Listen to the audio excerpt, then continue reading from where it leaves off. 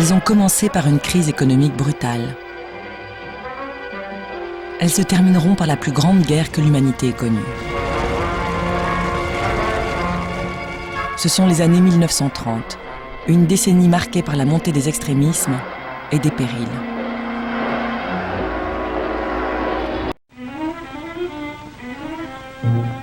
Nous sommes le 24 octobre 1929, à la bourse de New York. Une bourse qui n'a cessé de monter ces dernières années. Une bourse qui est sur le point de céder à la panique.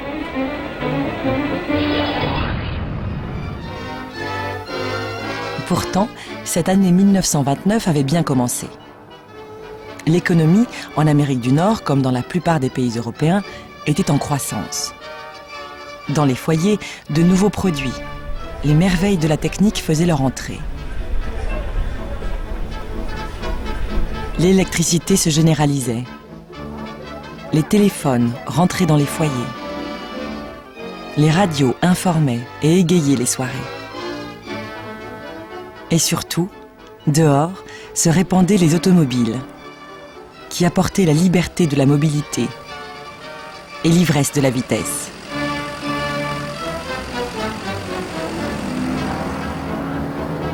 Dans les airs, les avions, inventés il y a juste une vingtaine d'années, se multipliaient déjà. En 1927, Lindbergh réussit à traverser l'Atlantique, suscitant l'enthousiasme, à Paris comme à New York.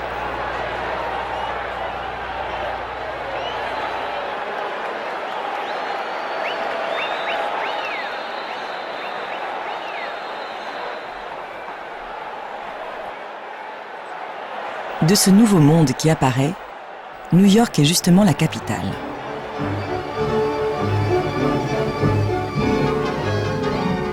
Parce que les États-Unis ont alors de l'avance avec leurs idées nouvelles.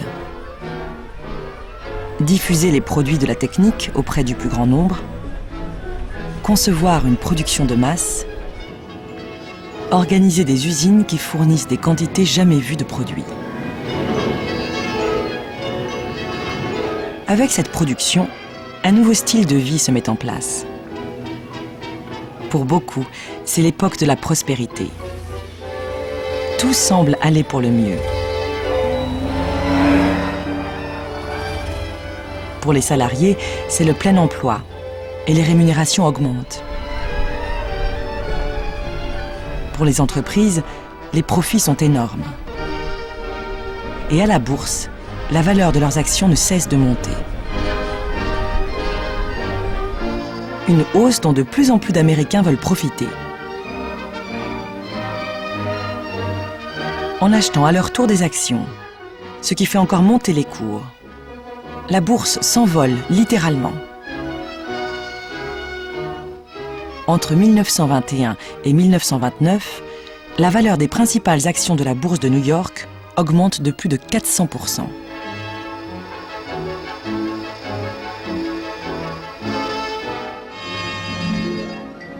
Mais, en cette fin 1929, la belle machine se grippe. On produit plus que jamais, mais les ventes ne suivent pas au même rythme. Les gens n'ont pas les moyens d'acheter tout ce que l'industrie produit. Les stocks d'invendus commencent à s'accumuler. Les plus informés savent que cette année, les immenses profits ne seront pas au rendez-vous. Et début octobre 1929, ils se mettent à vendre en bourse. Le vent tourne et se pose maintenant la question, mais que valent vraiment ces actions au prix mirobolant? L'inquiétude se répand. Tout le monde veut maintenant vendre. Mais en ce jeudi 24 octobre, il n'y a plus d'acheteurs. Alors c'est la panique. On veut se débarrasser des actions à n'importe quel prix. Les cours s'effondrent. Au cours de ces folles journées d'octobre 1929, le jeudi noir, le lundi noir, le mardi noir, la foule accourt à Wall Street. Des financiers se suicident. Le pays retient son souffle.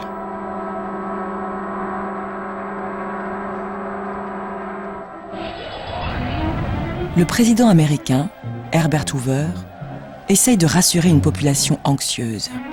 Optimiste, il déclare quelques semaines après l'effondrement boursier: l'économie et l'industrie ont passé le cap. Dès le printemps, les progrès apparaîtront partout. Mais les progrès n'apparaîtront pas.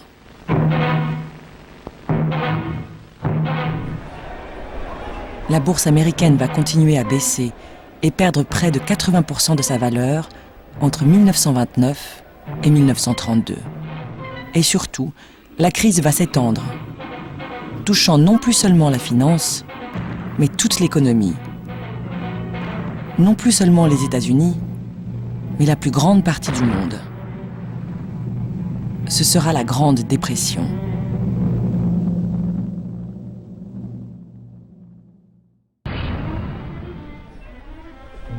Très vite après le krach de la bourse de New York, des réactions en chaîne apparaissent. Des ménages et des entreprises en difficulté ne parviennent plus à rembourser leurs emprunts auprès des banques. Et ce sont ces banques qui, à leur tour, se retrouvent à court de fonds. Des clients, inquiets sur la solidité de leur banque, accourent alors reprendre l'argent qu'ils ont déposé. Les banques qui ne peuvent faire face se retrouvent en faillite. Avec ces effondrements d'institutions financières, la méfiance se répand. La population consomme moins, par peur, mais aussi parce que beaucoup n'en ont plus les moyens. Alors les ventes des entreprises chutent. Ces entreprises, à court d'argent, licencient leurs salariés. Le chômage explose. Les revenus de la population baissent encore. Sa consommation baisse encore, et c'est toute l'économie qui s'enfonce dans la Grande Dépression. C'est le cercle vicieux dans lequel sombrent les États-Unis. Une descente aux enfers qui dure plusieurs années. En 1932, le pays compte 12 millions de chômeurs. 20 000 compagnies ont fermé leurs portes. 1600 banques ont fait faillite. À la campagne, 1 million de fermiers, étranglés financièrement, ont perdu leurs terres.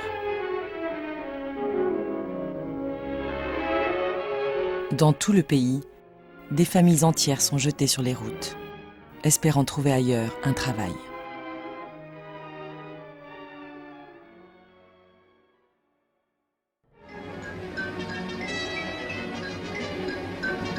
La crise économique qui a commencé en 1929 fait des ravages aux États-Unis. Elle va aussi s'étendre dans le reste du monde. Les premiers frappés vont être des pays européens. Des pays qui sont souvent dépendants financièrement des États-Unis. Cette situation de dépendance remonte en fait à la Première Guerre mondiale.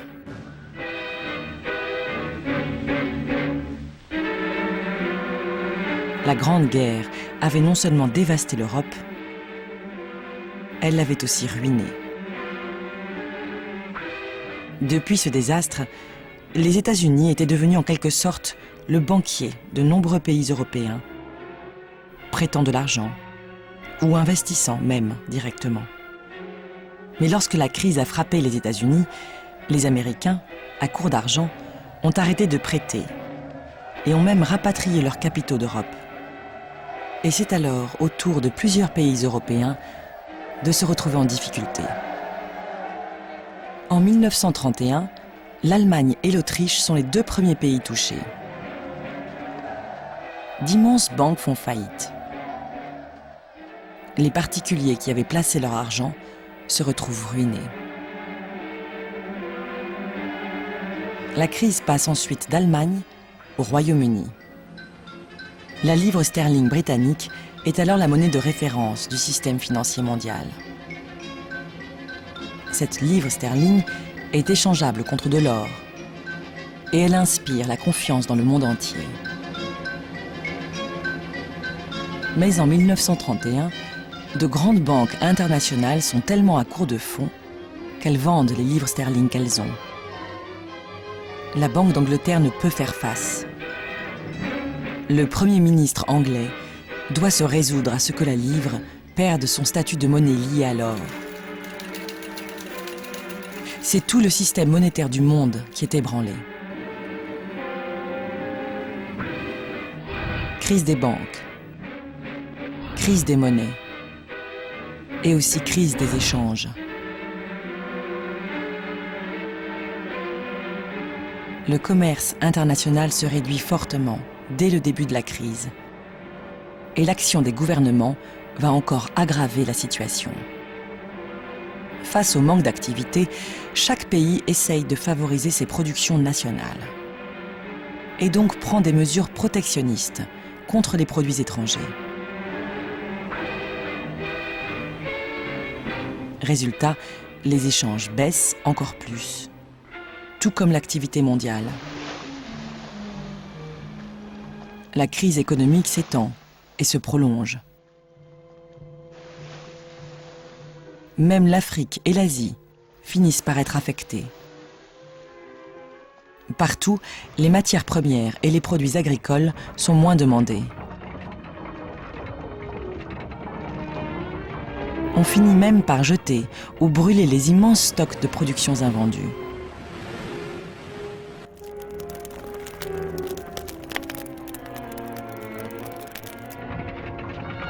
Mais ce sont surtout les produits de l'industrie, comme le textile, l'automobile ou les matériaux de construction, qui ont le plus de mal à trouver des acheteurs. Américains du Nord, Européens et même déjà Japonais se battent pour trouver des clients qui achètent de moins en moins. La production industrielle s'effondre. Aux États-Unis et en Allemagne, elle diminue de moitié entre 1929 et 1933. Inévitablement, les usines ferment.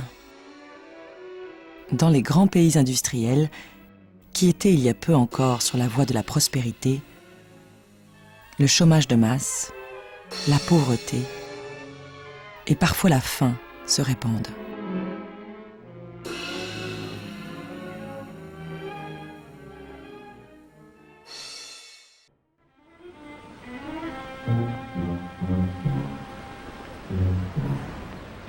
Au début des années 1930, la crise économique frappe les populations d'Europe et d'Amérique. Fatigués et inquiets, parfois en colère, les peuples sont prêts à prendre des risques et à remettre en cause les gouvernements. De nouveaux hommes, de nouvelles manières de gouverner sont portés au pouvoir. Certains apporteront un renouvellement de la démocratie. D'autres, une plongée dans le totalitarisme.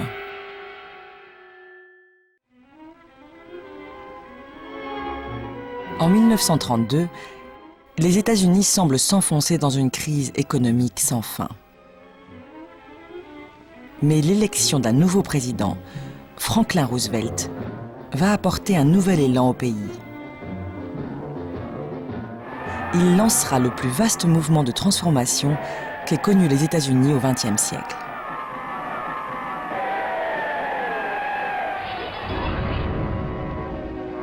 Un quart de la population active au chômage, la plupart ne recevant aucune aide substantielle, c'est la situation que vivent les Américains en 1932, après 3 ans de dépression. Depuis que la crise a commencé, le président Herbert Hoover espère que la reprise va bientôt arriver par elle-même. Il veut surtout maintenir les équilibres financiers. Il se refuse à intervenir massivement dans l'économie et dans le soutien aux victimes de la dépression.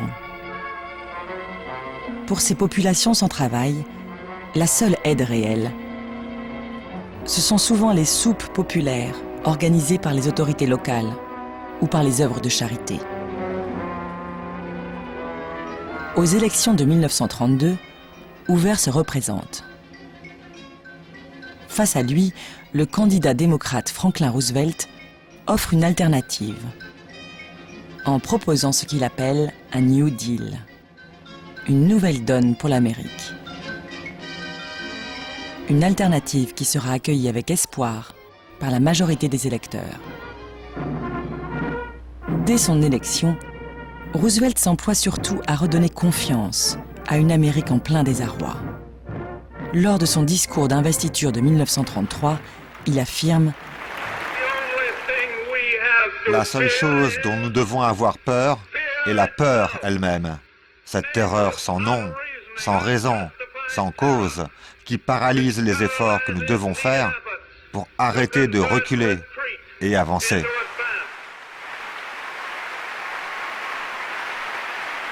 Alors que Roosevelt prête serment, le système bancaire du pays est en plein effondrement. Le nouveau président demande la fermeture de toutes les banques américaines et leur inspection. Seules les banques solides sont réouvertes. Des banques qui retrouvent la confiance des dépositaires. L'administration Roosevelt réorganise l'économie à travers le National Recovery Act. Il s'agit de faire adhérer les entreprises à des codes de bonne conduite. Ces codes protègent les salariés en interdisant par exemple le travail des enfants et en fixant des salaires minimums. Ces codes organisent aussi la concurrence entre entreprises en empêchant les pratiques déloyales dans le commerce. L'idée générale est de concilier droit des salariés et droit des entreprises pour relancer l'économie. Surtout, l'administration Roosevelt intervient face aux nombreuses situations d'urgence. Des agences d'aide aux chômeurs sont instituées.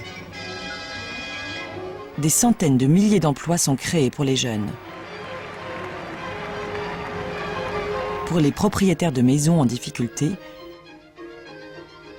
pour les paysans menacés de faillite, des aides sont accordées pour qu'ils puissent garder leur maison ou leur ferme. De grands travaux sont lancés pour moderniser le pays et stimuler l'activité. Avec son New Deal, cet ensemble de réformes menées simultanément, Roosevelt a redonné espoir au pays.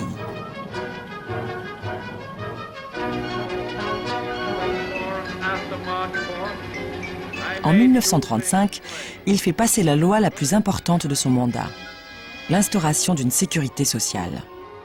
Elle apporte une protection pour les plus vulnérables, surtout les personnes âgées et les enfants.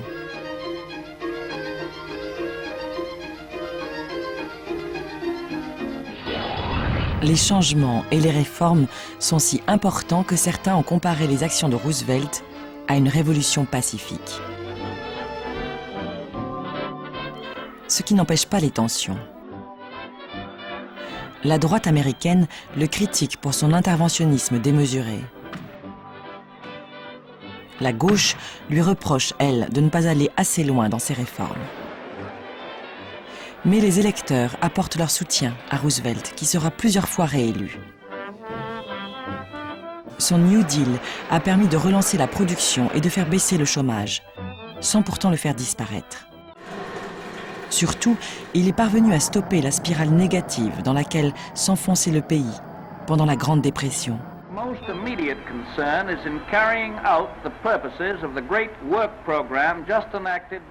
Lorsqu'à la fin des années 30, les périls de la guerre apparaîtront,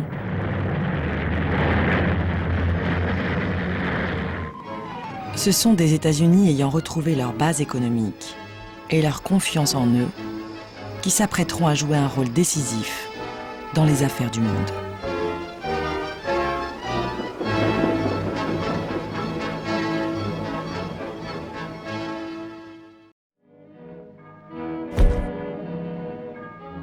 La crise des années 1930, venue des États-Unis, a touché tous les pays développés d'Europe. Mais pour un pays, l'Allemagne, cette crise a débouché sur la mise en place d'un régime totalitaire. Un régime qui allait déclencher le plus grand drame de l'histoire moderne.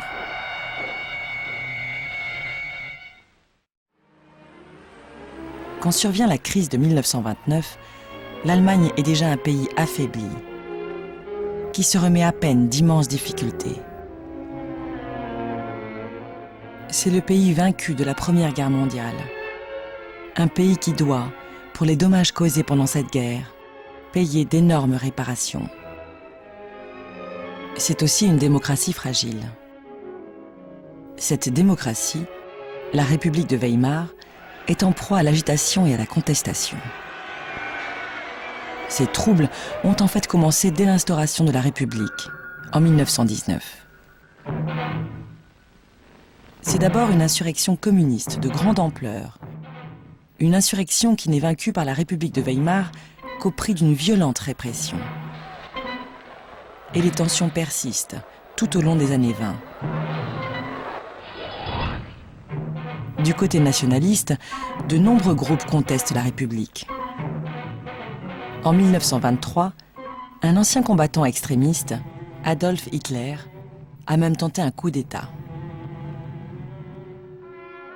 À la fin de ces années 1920, la situation semble pourtant s'améliorer. L'économie se développe, la démocratie fonctionne, tant bien que mal. Quant aux réparations de guerre, un nouveau plan établi par l'Américain Young prévoit des paiements allemands jusqu'en 1988. Mais les finances du pays restent fragiles. Et ce sont les États-Unis qui apportent les fonds indispensables.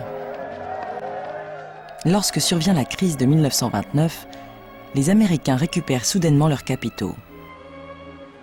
Les Allemands se retrouvent très vite en position difficile. Des difficultés que va aggraver une particularité de l'économie allemande.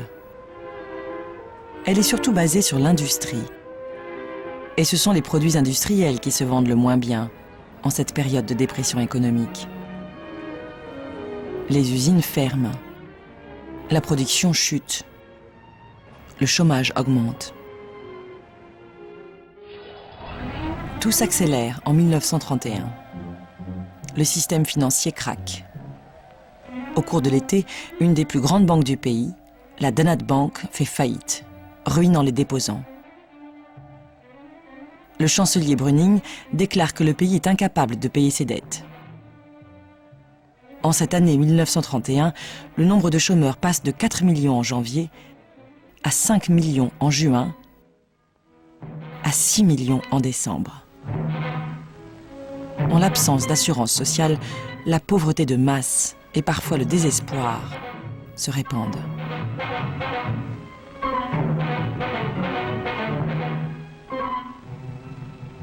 L'année 1932 est une année électorale. Les partis démocratiques font face à l'homme montant de la politique allemande, Adolf Hitler.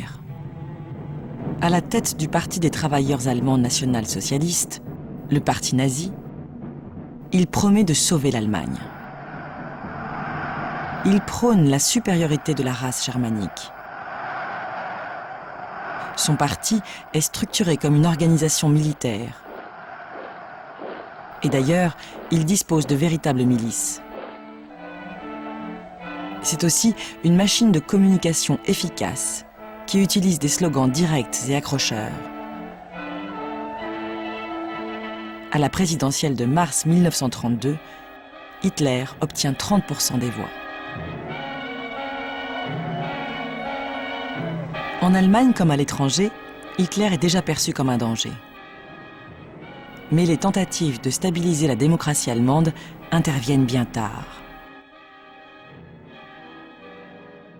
En juillet, les Occidentaux se décident à annuler la plupart des réparations de guerre du pays. En Allemagne même, certains tentent de créer une grande union qui rassemblerait les partis démocrates et communistes, sans succès. Et en janvier 1933, dans une situation politique bloquée, Hitler, sans avoir la majorité, devient chancelier. Il promet de mener un gouvernement de coalition, mais très vite, une autre réalité apparaît. Dès février 1933, une loi, dite de protection du peuple, abroge les libertés fondamentales. En mars, est ouvert le premier camp de concentration où sont enfermés des opposants, communistes, chrétiens ou démocrates.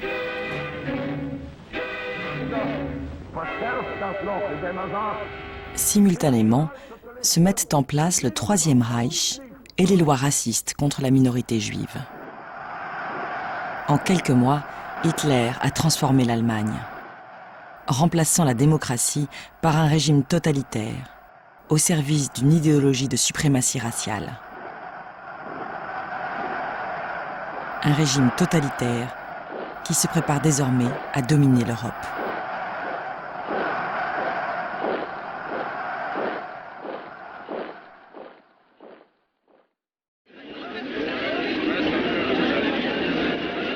Alors que la crise des années 1930 ébranle le monde, la France porte au pouvoir en 1936 une coalition de gauche, le Front populaire. Mené par Léon Blum, ce gouvernement lance un vaste mouvement de réformes sociales. Des réformes dont l'influence perdure jusqu'à nos jours.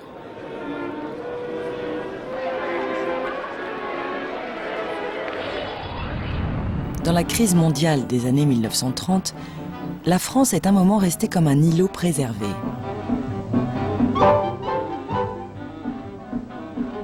Lorsqu'en 1929, la bourse de New York s'effondre, celle de Paris reste indifférente et ne baisse pas.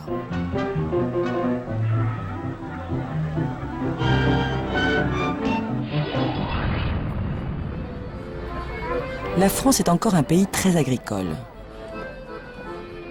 Ses échanges commerciaux se font surtout avec ses propres colonies d'outre-mer. La crise financière mondiale qui frappe à New York, à Berlin et à Londres semble l'épargner. Et Paris reste surtout aux yeux du monde le symbole de la joie de vivre à la française.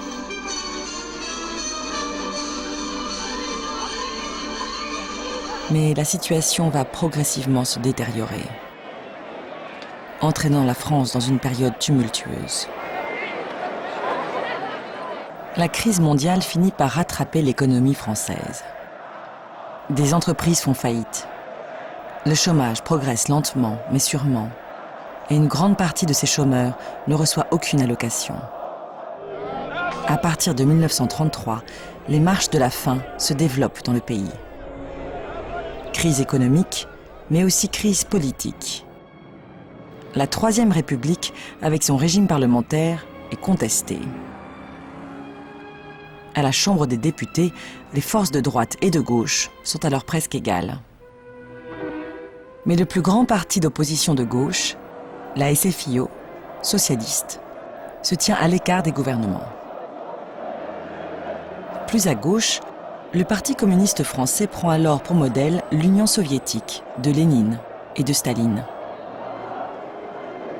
Et à droite se développe une multitude de groupes et de ligues, comme les Croix de Feu, les Camelots du Roi ou l'Action française. Ces mouvements sont unis par leurs valeurs nationales et souvent autoritaires, mais leurs programmes varient. Ils sont parfois en faveur de la République, parfois royalistes, ou même parfois proches du fascisme.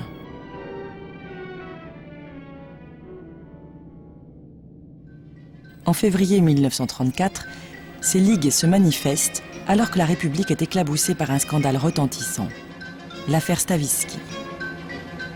Cet escroc est retrouvé mort dans des circonstances suspectes. On découvre ses nombreuses relations politiques. Et le gouvernement de Camille Chautemps doit démissionner. Le 6 février 1934, les ligues de droite et d'extrême droite lancent des manifestations. Des manifestants s'attaquent violemment à la Chambre des députés. Pour la protéger, la gendarmerie ouvre le feu. On compte 15 morts. Pour la droite extrême, le gouvernement démocratique est coupable. Pour la gauche, au contraire, c'est la République qui s'est défendue in extremis face à la menace fasciste. Et quelques jours plus tard, le 12 février, face aux ligues et à l'extrême droite, les partis communistes et socialistes appellent à manifester. Les deux partis ont en fait de mauvaises relations, mais dans la rue, leurs sympathisants, près de 4 millions, se rejoignent. Paris, rassemblez dans cette manifestation signifie aux hommes du fascisme et du royalisme qu'ils ne passeront pas. En prenant la parole ce jour, le dirigeant socialiste Léon Blum se pose en leader d'une gauche qui pourrait s'unir.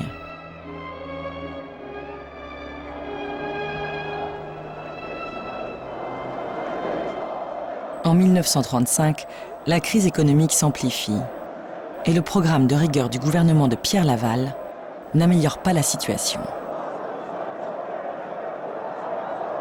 La gauche, pour la première fois, s'unit et propose un front populaire. Il réunit les socialistes, les communistes et les radicaux socialistes de centre-gauche.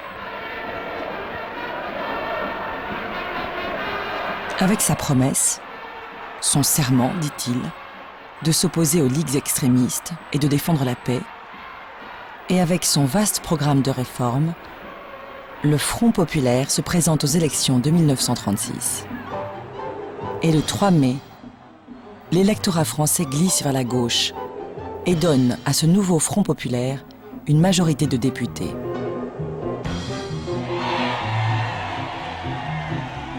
Et c'est Léon Blum, en tant que chef de la SFIO, le principal parti de la coalition, qui va devenir président du Conseil et gouverner la France. Pourtant, Blum n'a pas le temps de prendre ses fonctions qu'éclate une série de grèves. Des grèves qui se répandent à un rythme que la France n'avait jamais connu. La plupart des ouvriers et employés se sentent proches de ce nouveau gouvernement et ils veulent peser sur sa politique.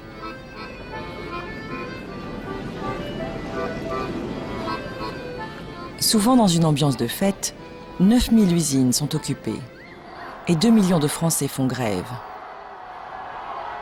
Beaucoup pour la première fois. C'est dans cette ambiance que Léon Blum prend le pouvoir.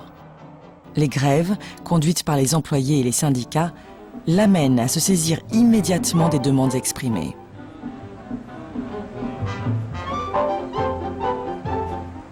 En juin 1936, à peine arrivé à Matignon, il fait voter la diminution de la durée du travail, qui passe de 48 à 40 heures par semaine. Surtout, 2 semaines de congés payés sont instituées.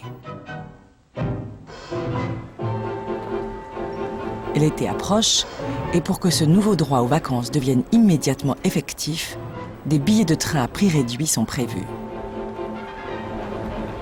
Beaucoup de Français voient pour la première fois la mer ou la montagne. Réduction de la durée du travail et création des congés payés s'inscrivent dans un projet de société plus large. Un projet que le ministre Léo Lagrange appelle la formation d'une société saine et heureuse. Un ambitieux programme de transformation sociale est lancé. L'éducation est renforcée par le passage de la scolarité obligatoire à 14 ans. La culture, favorisée par la création de musées accessibles au plus grand nombre. La pratique du sport, encouragée avec la création d'un poste gouvernemental chargé de le promouvoir. C'est, avant l'heure, l'ébauche d'une société qui investit dans la formation de la jeunesse et où se répandent les loisirs et le tourisme. Une société plus mixte aussi, puisque pour la première fois, des femmes entrent au gouvernement. Mais, en cet été 1936, Léon Blum sait que la situation économique du pays reste mauvaise. Il essaye d'arrêter les grèves pour faire repartir la production et mener à bien son programme. L'État affirme son rôle. Il tente de mieux contrôler la finance en réformant la Banque de France. Il lance un programme de grands travaux pour stimuler l'activité et moderniser le pays. Parmi ces projets, la construction de barrages électriques et l'achèvement de l'électrification du pays.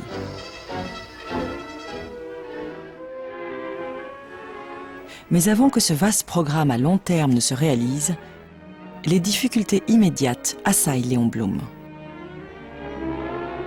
Une partie de la droite s'oppose fortement au Front populaire. Elle le soupçonne de préparer le terrain pour une révolution communiste. Elle insiste sur les liens entre le Parti communiste, qui est un des 3 partis du Front populaire, et le puissant Parti communiste soviétique, basé à Moscou. L'extrême droite, quant à elle, prend pour cible le ministre de l'Intérieur, Roger Salengro. C'est lui qui a fait dissoudre les ligues paramilitaires. Une violente campagne de presse fait courir de fausses rumeurs sur le ministre. Fragilisé, Salengro se suicide, portant un dur coup au moral du Front populaire. Surtout, la coalition menée par Blum est mise à rude épreuve par un événement qui surgit dès juillet 1936, de l'autre côté des Pyrénées, en Espagne. La République espagnole est attaquée par une partie de l'armée. Une rébellion militaire menée par le général Franco. Franco est aidé, à la fois par Mussolini, qui dirige l'Italie fasciste, et par Adolf Hitler, à la tête de l'Allemagne nazie. En grande difficulté, le gouvernement espagnol demande l'aide de la France. Que doit-elle faire ?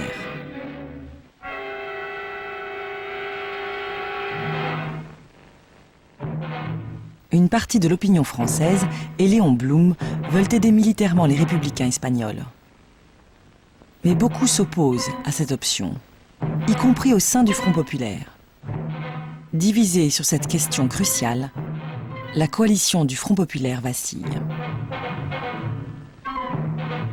Et les difficultés financières s'accumulent. En octobre 1936, il a fallu dévaluer le franc. Et en juin 1937, dans la tourmente budgétaire, Léon Blum demande les pleins pouvoirs financiers pour 1 mois.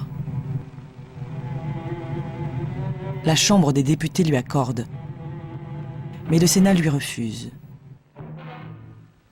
Léon Blum démissionne. C'est la fin du gouvernement du Front populaire. Les gouvernements suivants, menés par le centre, vont maintenir la plupart des réformes du Front populaire. Mais l'heure des grands projets est passée. Maintenant, en cette fin des années 1930, une seule question préoccupe la France. Que faire face à l'Italie de Mussolini et surtout à l'Allemagne d'Hitler, qui ne cesse d'étendre leur pouvoir?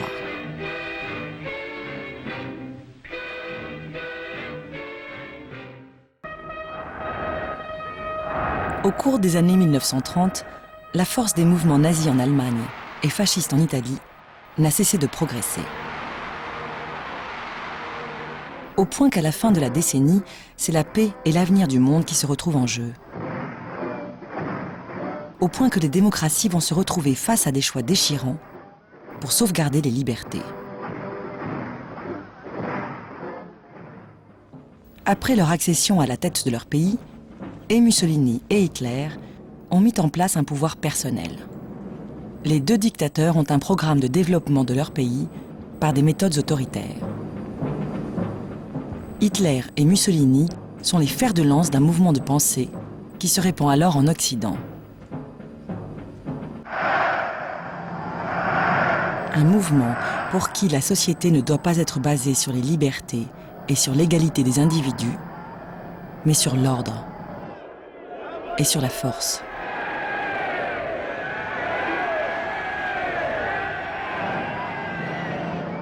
Des partis défendant ces idées existent alors dans plusieurs pays. Mais en Occident, au milieu des années 1930, ces partis n'ont pris le pouvoir qu'en Italie et en Allemagne.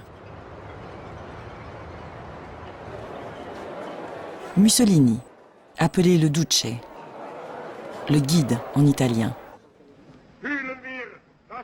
et Hitler, appelé le Führer, également le guide en allemand, décident de ce que doivent être leurs pays, de sa politique, de son économie, de sa culture.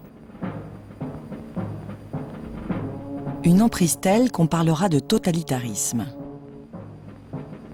Il s'agit de créer des pays qui avancent d'un seul pas, avec la croyance qu'il en sortira une plus grande efficacité.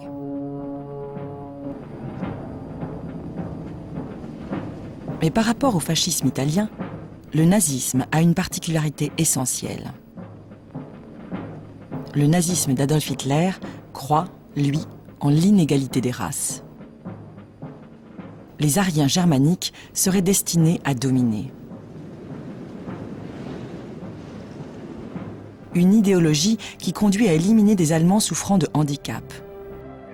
Une idéologie qui conduit à des persécutions massives, puis amènera à une politique d'extermination des Juifs, des Tziganes et d'autres groupes.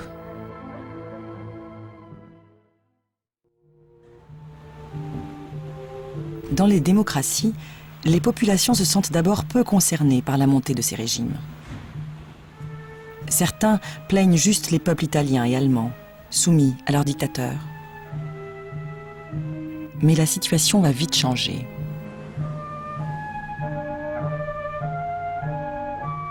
Réunis dans un axe, Mussolini et Hitler apportent en Espagne un soutien militaire décisif au général Franco, jusqu'à sa victoire contre la République. Au cours de cette guerre d'Espagne, l'aviation nazie expérimente les premiers bombardements aériens contre des populations civiles, comme à Guernica.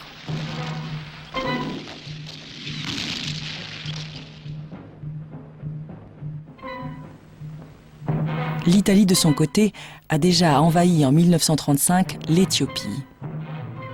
Et début 1938, l'Allemagne nazie absorbe l'Autriche.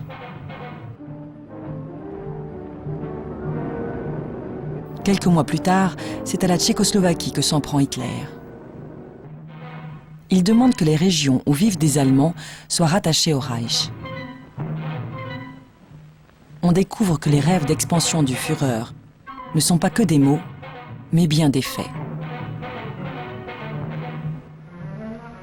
Les démocraties de l'Ouest sont désemparées devant ces développements. Elles ont peur d'une nouvelle guerre. Leurs populations se souviennent de la Première Guerre mondiale, il y a juste 20 ans.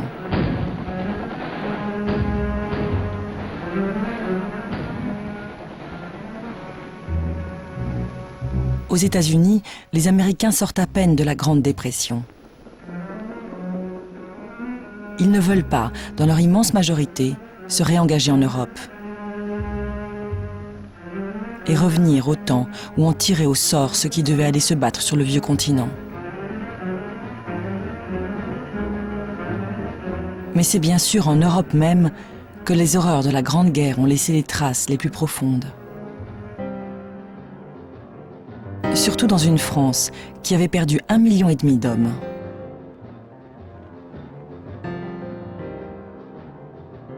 L'un des grands engagements du Front populaire était de maintenir la paix.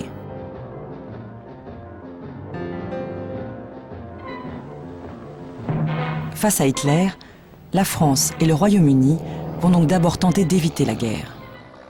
Suite à la demande du Führer d'annexer une partie de la Tchécoslovaquie, une rencontre est organisée à Munich en septembre 1938. La France et le Royaume-Uni acceptent la division de la Tchécoslovaquie par Hitler. En fait, de sacrifier ce pays. Les Tchèques ne peuvent que protester. En échange, le dictateur allemand a promis de s'arrêter là.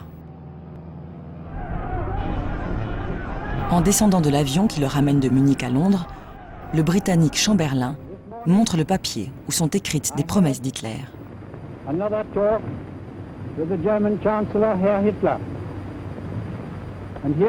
Il est acclamé par la foule, comme le français Daladier à Paris. Les populations sont soulagées que la paix soit maintenue.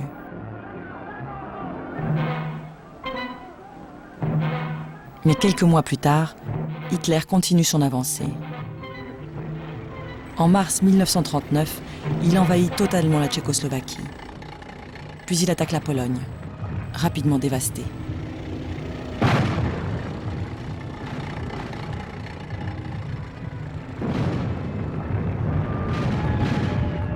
Nous sommes à l'été 1939, et Français et Anglais se rendent compte que Hitler ne s'arrêtera pas dans ses conquêtes.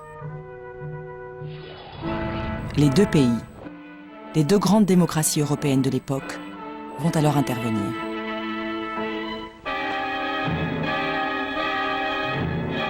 Le 3 septembre 1939, 2 jours après qu'Hitler ait envahi la Pologne, la France et le Royaume-Uni déclarent la guerre à l'Allemagne nazie.